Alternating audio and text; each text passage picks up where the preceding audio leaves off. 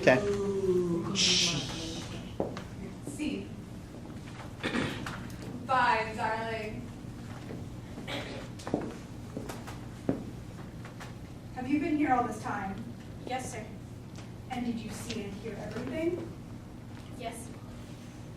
Then what do you have to say for yourself? Oops. Who are you?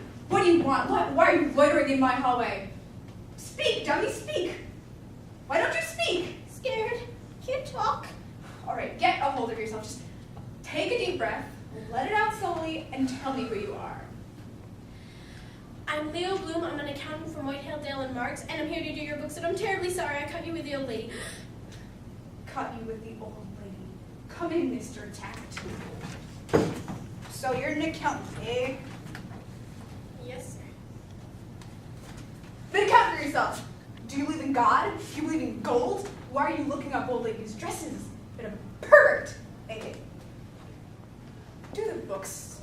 They're in the desk over there. Yes, sir. Thank you. How dare you condemn me without knowing all the facts? But, sir, I'm not Shut up! I'm having a rhetorical conversation with myself. How humiliating. Max Bialystok. Max Bialystok. You know who I used to be? Max Bialystok, the king of Broadway. 6 shows running at once. Lunch at Delmonico's. $2,000 suits. Look at me now. I'm wearing a cardboard belt. I used to have thousands of investors begging, pleading to put their money into a Max Bialystok production. Look at my investors now. Voila, hundreds of little old ladies stopping off at Max Bialystok's to grab a last thrill on the way to the cemetery. You have exactly 10 seconds to change that disgusting look of pity into one of enormous respect. 1, 2. Do the books, do the books.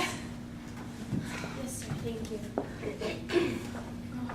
Window's so filthy I can't tell if it's day or night out there.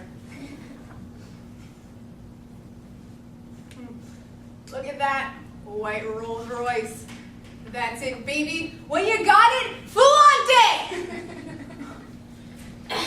Cough, cough. Ahem, ahem. I assume you are making those cartoon noises to attract my attention. Am I correct in my assumption, you fish-faced enemy of the people? I have hurt your feelings. Good, what is it? Mr. Bialystok, may I speak to you for a minute? Go. You have 15 seconds.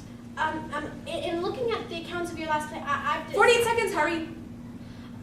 I've seen, it seems that there's a... 28 seconds, hurry. You're using up your time. Mr. Bialystok, I cannot function under these conditions. You're making me extremely nervous. Oh. Is that a handkerchief? Nothing, it's not. Oh, okay. If it's nothing, why can't I see it? My blue blanket! Give me back my blue blanket! Oh, okay. Don't panic. Don't panic. It's nothing. I've just had it ever since I was a baby, and I find it very comforting. They come here, they all come here. How do they find me? Mr. Bialystok. Yes, Prince Mishkin, what can we do for you? This is hardly the time for levity. I've discovered a serious error in the accounts of your last play. Where, what?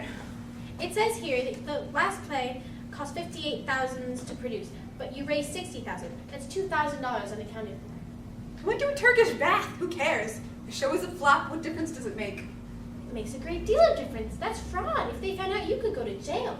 Why should they find out? It's only $2,000. Well, do me a favor, move a few decimal points around. You can do it. You're an accountant. The word count is part of your title. But that's cheating.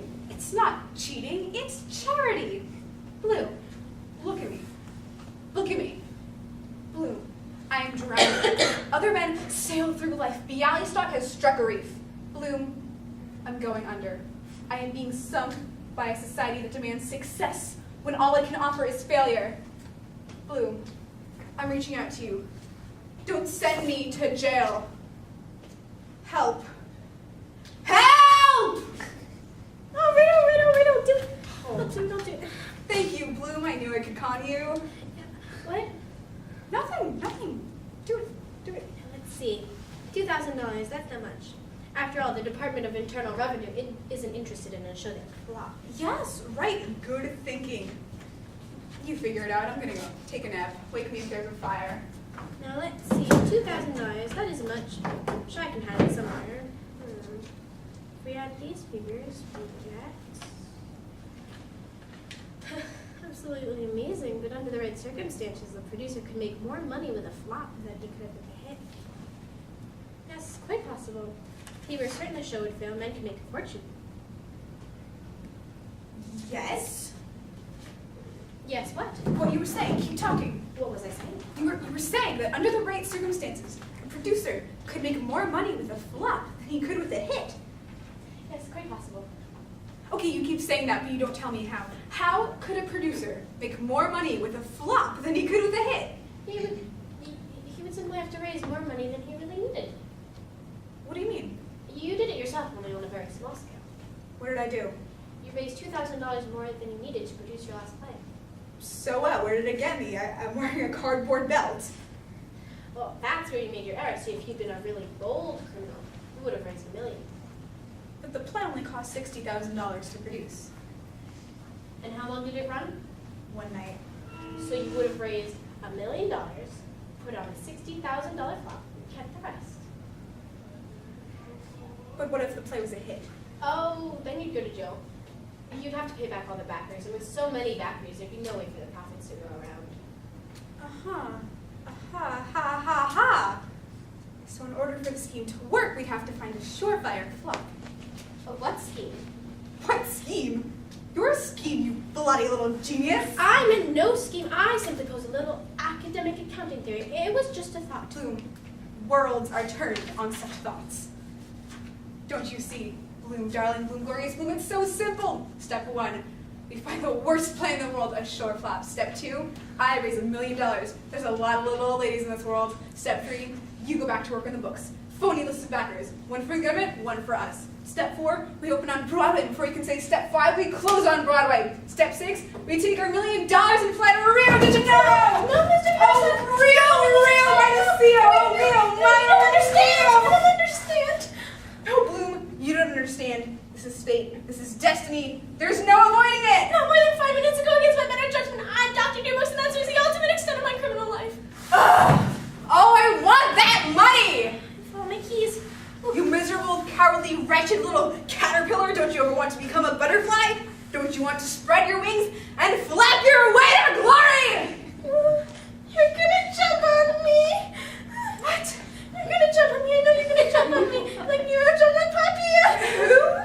Nero Papier. She was his wife, and she was unfaithful to him.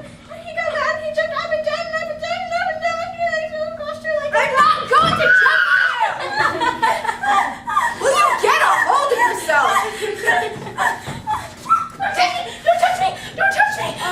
What's wrong with you? I'm hysterical. I'm having hysterics. I'm hysterical. I can't stop it. I'm hysterical. I'm wet. I'm wet. I'm wet. I'm hysterical. I'm wet. I'm in pain. And I'm wet. And I'm hysterical. And I'm so down and it only increases my sense of danger. What can I do? You think I'm being hysterical? Go. Get away from me. You frightened me. How is this? Better, but you still look angry. How's this? That's better. Yes, I think I'm coming out of it now, yes, thank you. Thank you for smiling, it helped a great deal. Well, you know what they say. Smile and the world smiles with you. A man should be in a straitjacket. Feeling better? Yes, but I'm a bit peckish, you know. Hysterics have a serious way of depleting one's blood sugar. They certainly do. Come, let me take you to lunch. No, I couldn't. Nonsense, nonsense, my dear boy.